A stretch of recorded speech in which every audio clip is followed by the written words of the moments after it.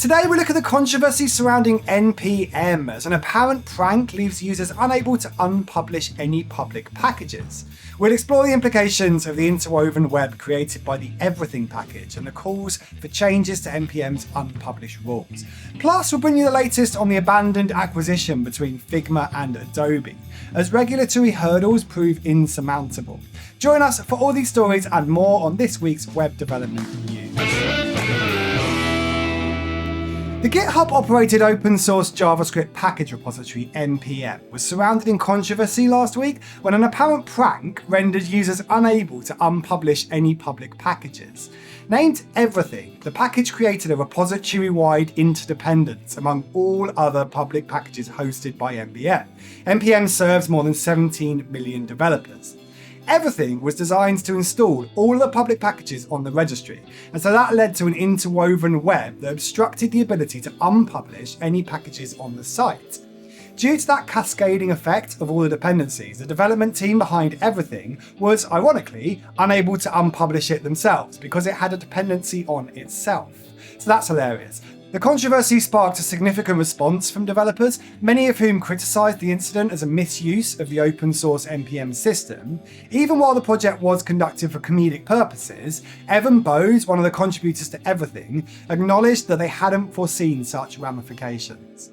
The aftermath led GitHub to assert that the project violated company's acceptable use policies and the NPM code of conduct, and so it has now been removed from GitHub. However, investigations into the matter remain ongoing, with the community awaiting further measures to remedy the situation. This Everything package has reportedly attracted 224 downloads, despite containing a warning message not to install it. Its presence on NPM and the inability to unpublish public packages have led to further scrutiny of the NPM open source system in general.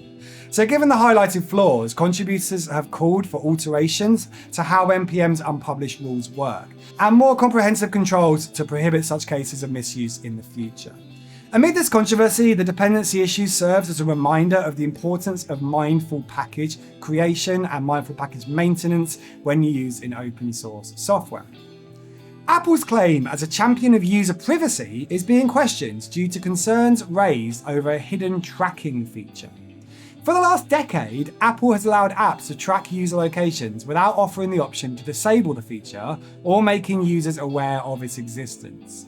The Hotspot Helper API, which was introduced in 2015, that is supposed to enable apps to aid the system in connecting to Wi-Fi access points and potentially track a user's location. So this function activates whenever a device scans nearby Wi-Fi signals, even if the device is locked. Popular global apps like WeChat and Alipay have implemented this feature. So while they claim that data collection is simply for enhancing user experience, their undisclosed server-side logic has aroused a lot of suspicion. The Reddit community have also voiced concerns about their experiences with unwarranted location prompts. Apple has not yet provided a public response or a solution to these privacy concerns.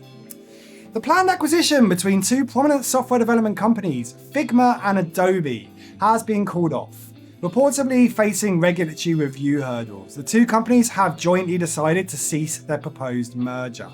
The goal of accelerating both Figma and Adobe's capabilities for their respective communities has been shelved as they continue independently.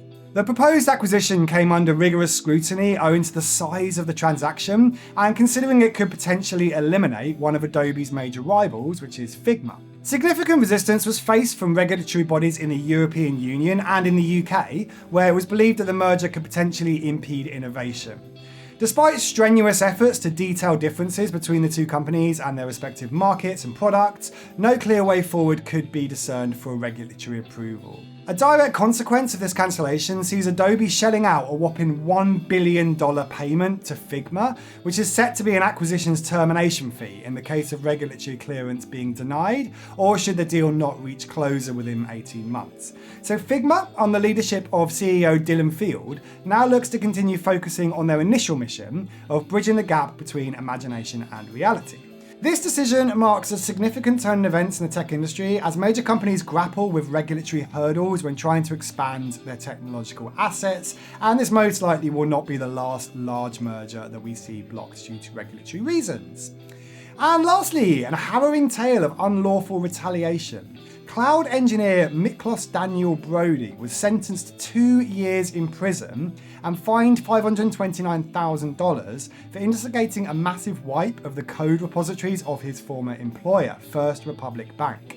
His actions directly resulted in an estimated loss of over $220,000. Mr. Brody had continued to use his work laptop and abused the access to the bank's computer network to bring about that devastation. He deleted sizable amounts of crucial data, impersonated colleagues, and ran malicious scripts that damaged the bank's systems. His deceptive activities extended to lying to law enforcement agencies about the circumstances of his laptop's whereabouts.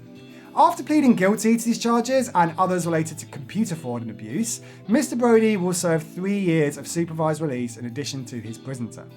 Social media and industry discussions hinge on the importance of safeguarding proprietary code and highlighting the severe consequences of breaches and malicious activities in the software domain. So that's all we have for this week. Subscribe here on YouTube to stay up to date with web development news in the future, along with all the normal tips, tutorials, and guides that I upload to this channel. My name's James Charlesworth, and I'll see you in the next one.